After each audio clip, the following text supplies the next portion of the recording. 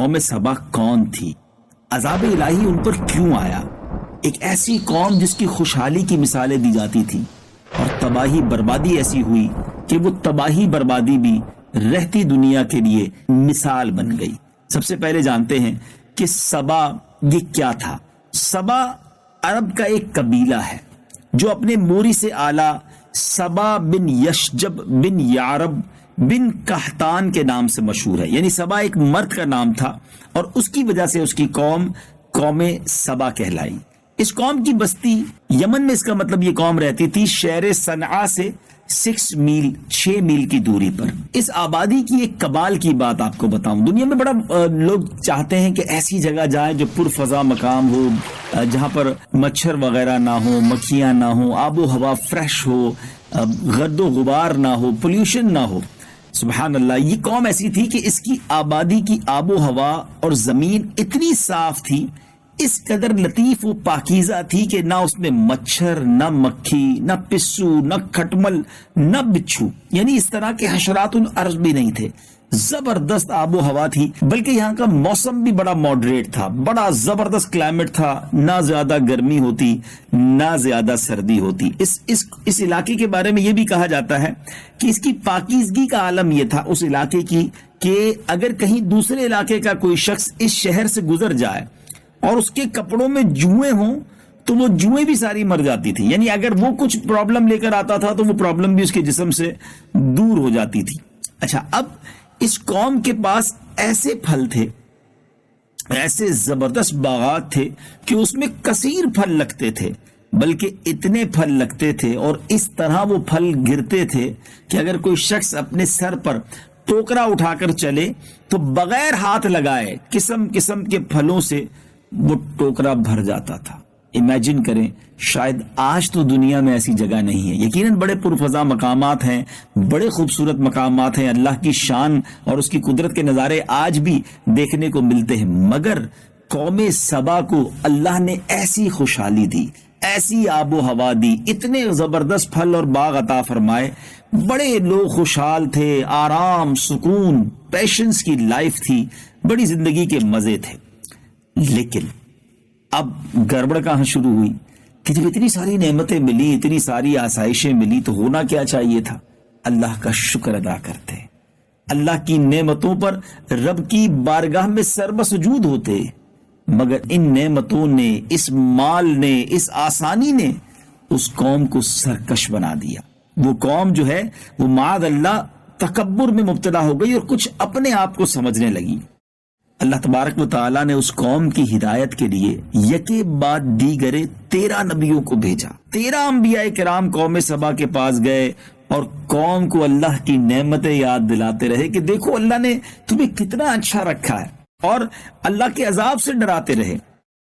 اللہ اکبر، مگر ان سرکش لوگوں نے اللہ کے نبیوں کو جھٹلایا، ڈینائی کیا، ان کی بات نہ مانی، اتنی ساری نعمتوں کے ہوتے ہوئے وہ شکر گزار نہ بنے۔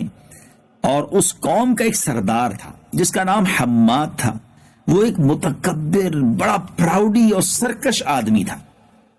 اس کا ایک لڑکا تھا اور اس کا جب لڑکے کا انتقال ہو گیا تو اس نے آسمان کی طرف تھوکا، معاذ اللہ، یعنی اپنے کفر کا اعلان کر دیا، اللہ سے بغاوت کا اعلان کر دیا اور اعلانیہ لوگوں کو کفر کی دعوت دینے لگا، اور جو کفر سے انکار کرتا اس کو قتل کر دیتا۔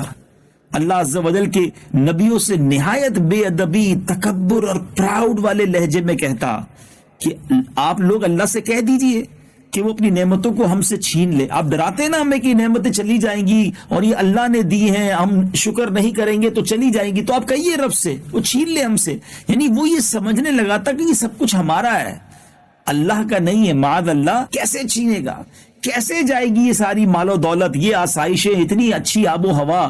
لوگ مثالیں دیتے ہیں آل اوور دا ورلڈ، اس علاقے کی جناب خوبصورتی کی مثالیں دی جاتی ہیں، سب ہم سے کیسے چھن سکتا ہے؟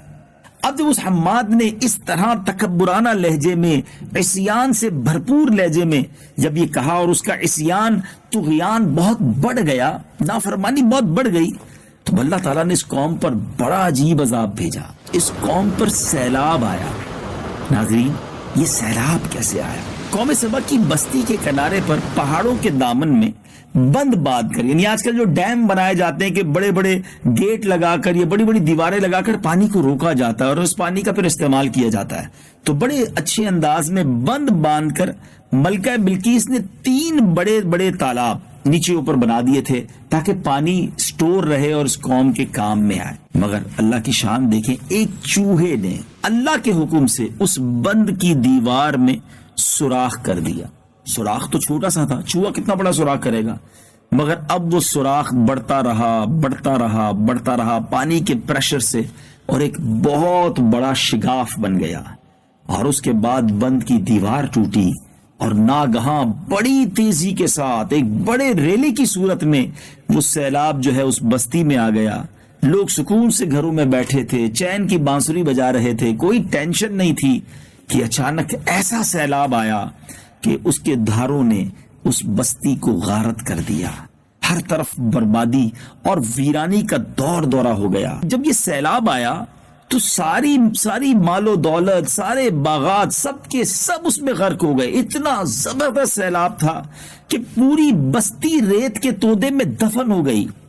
یہ قوم تباہ و برباد ہو گئی، اور اس کی بربادی ایسی ہوئی کہ پہلے اس قوم کی مثال خوشحالی کے ساتھ دی جاتی تھی، اور اب یہ قوم رہتی دنیا کے لیے بربادی کی مثال بن گئی، ایگزامپل بن گئی کہ دیکھو قوم سبا کیسے برباد ہوئی تھی۔ پھر ہوا کیا؟ عمدہ اور لذیذ پھلوں کے جو باغات تھے ان کی جگہ جھاؤ اور جنگلی بیروں کے خاردار اور خوفناک جنگل اگ گئے، اور یہ قوم عمدہ اور لذیذ پھلوں کو ترس گئی۔ اللہ اکبر۔ اس قوم کے بارے میں آتا ہے کہ ان کے خوبصورت باغوں کو ایسے 2 باغوں میں بدل دیا گیا جو کڑوے اور انتہائی بد مزہ پھل والے تھے۔ اس میں جو لوگ یعنی ان پھلوں کو کھا بھی نہیں سکتے تھے، ترس گئے کہ وہ قوم جس کے درخت پھلوں سے لدے رہتے تھے لذیذ، اب وہ کڑوے پھلوں والے درخت اور باغات بن چکے تھے۔ اس واقعے کے بارے میں علامہ احمد ساوی علیہ رحمۃ اللہ تعالی علیہ فرماتے ہیں کہ اس واقعے کو بیان کرنے سے مقصود پیارے آقا علیہ الصلوۃ والسلام کی امت کو نصیحت کرنا، وہ ان کے انجام سے عبرت حاصل کریں، اور اللہ تعالیٰ نے انہیں جو نعمتیں عطا کی ہیں ان پر اللہ تعالیٰ کا شکر ادا کریں، اور اگر وہ ایسا نہ کریں گے تو انہیں بھی ایسے حالات کا سامنا کرنا پڑ سکتا ہے۔ ناظرین غور کریں، آج آئے دن زلزلے، آج آئے دن سیلاب، کہیں طوفان، کہیں سونامی، کہیں آندھی۔ اب غور کریں یہ سب کچھ کیوں ہو رہا ہے؟ کہیں ایسا تو نہیں کہ ہم بھی اللہ کی ناشکری کر رہے ہیں، ہم بھی اللہ کی نعمتوں کا شکر ادا نہیں کر رہے؟